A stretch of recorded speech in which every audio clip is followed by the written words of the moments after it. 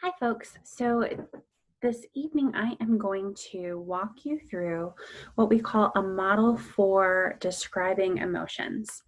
And so the intent of this as a skill is to really enhance your ability to understand how emotions work and how they exist within a system of other physical, cognitive, and behavioral happenings, for lack of a better word. And so I'm going to go through this model and I'm going to try to talk through two things as we do this. So the first is going to be just an example. And the example that I'm going to use is your baby has woken up for the third time in a given night. Okay, and I'm hoping that's going to help illustrate what's happening here. The other thing that I'm going to try and do is highlight just the fact that there are all different types of skills that you can learn at each stage in this model. I do not expect you to know what all of these skills are. I just want to illustrate how we can approach regulating emotions in lots of different ways. Okay, so the prompting event here is it is 4 o'clock in the morning and your baby has just woken up for the third time this evening.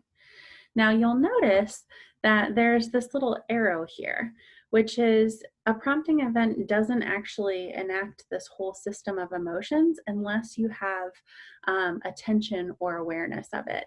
So if, for example, your partner woke up and attended to the baby before you ever even realized that they had awoken, then this whole system of emotions would not have occurred, right? So a prompting event requires attention and awareness. So this is going to go a little out of order here. Soon this whole screen is going to be lit up. When a box is white, that means it's required. When a box is green here, that means that this is an optional thing that could happen. So the idea here is that depending on whether the idea here is that different vulnerability factors can affect your perception of a prompting event, even just your basic awareness of it. Oops, going back. So, for example, if your baby had been sleeping like a champ and hadn't woken up in weeks and weeks and weeks, chances are you might be attending to or reacting to this prompting event differently than if this is the 9th day in a row that the baby has woken up over and over again. Similarly, you might react very differently if you had had like a 4-hour nap that day versus if you hadn't napped for many days. You might react differently if you and your partner had been fighting all evening prior to this. You might react differently if you were hungry, if you were experiencing some type of major work stress. The idea here is that all types of different things can impact our how vulnerable that we are to experiencing intense emotions, okay? Now, the rad thing here is that we also have skills that can help decrease common vulnerability factors. So helping you stay sort of more steady by eliminating some of those. All right. So next up here, this is another optional part, is this idea of an interpretation. So an interpretation is any thoughts, assumptions, beliefs that you have that might then shape a given emotional reaction that you have. So for example, baby wakes up, it's the third time that night. If your first thought is, oh, this poor thing, she's so sick today. I just feel so bad for her. I just want to go and cuddle her.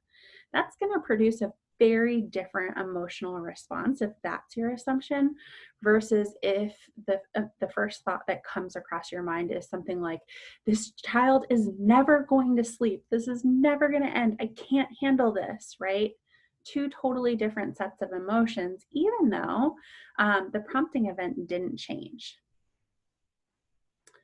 Okay, So one of the other things, rewind, we'll also note that these vulnerability factors can impact how we interpret events. And that, again, here too, our interpretation can affect what we're about to see here. So what happens is once we have this prompting event, we can, and here's where the white arrow is, move directly into what we call biological changes and expressions. So the idea here is that as soon as this event happens, you are starting to experiencing some differences in your body. Some of these you're going to be aware of, so nervous system changes, like if your heart rate is starting to beat faster, or if your breathing is changing, you might be able to tell that. Other things like the fact that certain parts of your brain are going to be firing off more so than others, you won't be able to detect when that's occurring. However, as these biological changes happen, you will start to have different experiences within your body, so different sensations, and also along with that, different action urges. So I'm going to pause here and point out that the nice part about this is that we have a solid chunk of skills that help with biological changes. So not in emotion regulation, but in distress tolerance skills, we talk about TIP skills. We also have opposite action as a skill for action urges and mindfulness of body sensations for some of these experiences pieces. With the interpretation piece over here, since I forgot to mention that, you can use things like Wise Mind, you can use skills like check the facts to help figure out, to help sort of change this emotional system. As you apply skills, all of these places where arrows are happening have the ability to then be impacted and the intensity of emotions can go down. Okay. So while all these biological changes and experiences are happening, you are then also starting to express them in different ways. This can be through various body language and sort of facial expressions. This can be also through words and actions. And so we have skills here too, like half smile and willing hands. We have interpersonal effectiveness skills that we'll be going over in the next module. And we know that actually how we express a given emotion can then influence our experience of those emotions and the biological changes that occur. Similarly, it gets really gnarly because if we're already having some biological changes, this can actually influence our interpretation of a given event. So completely different example here, there's been all these really cool studies where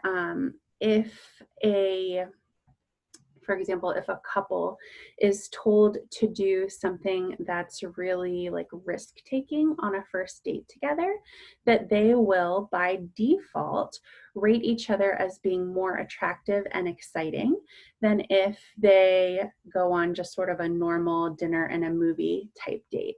This is because stuff that's happening in our body influences our interpretations of given events.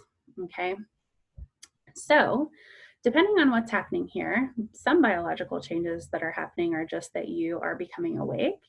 If you're frustrated by having to get up again, you might notice, for example, that your muscles tense up, that you start noticing like this tightness in your chest and a sort of a heat that comes along with frustration. So there you're starting to get into the body sensations. You might have the action urge to do something like, I don't know, refuse to get out of bed, slap your partner and say, it's your turn this time. You might have, alternatively, if you're having a different set of biological changes, the urge to sort of rush to and protect your child, right? Now, in this given example, if we are,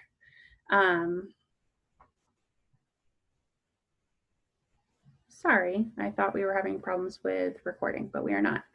So in this given example, you might actually notice, even if you've ever felt really frustrated towards your baby for a late night wake up, that when you actually go in and are talking with the baby and are holding and soothing and rocking them, that your emotions actually go down. And so this is an example of how face and body language and words and actions can actually change what's happening inside of our body, right? So even if we're feeling really frustrated initially, when we go in and are being intentionally really gentle and calm with our baby, this actually changes our experience internally.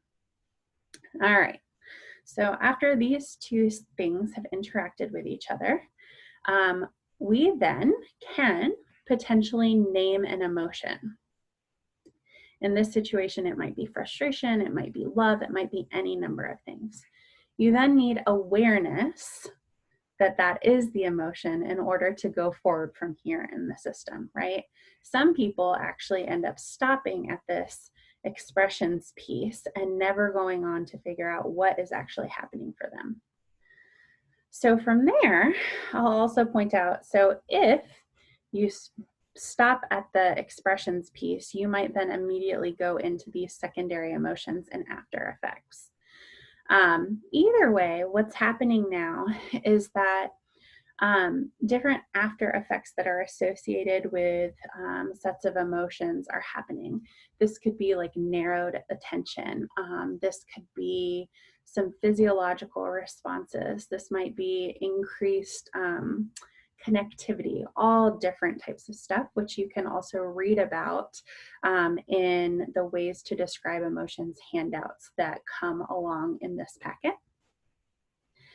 From that point, you might notice that you start experiencing secondary emotions. So if you're in with the baby, you might notice that you're feeling love towards the baby. You might notice that you're feeling fear that the baby is not going to fall back asleep. You might notice any other number of emotions. This can in turn create a second prompting event, and then the cycle can potentially start all over again. So the remaining skills that we haven't talked about here are emotion labeling. So we know that that in and of itself can help regulate emotions. And we also know that understanding what is happening for you physiologically and what the after effects of different emotions are can help you sort of understand your experience at a greater depth so that you are more likely to have a more regulated experience of emotions in general. Okay, we'll stop there.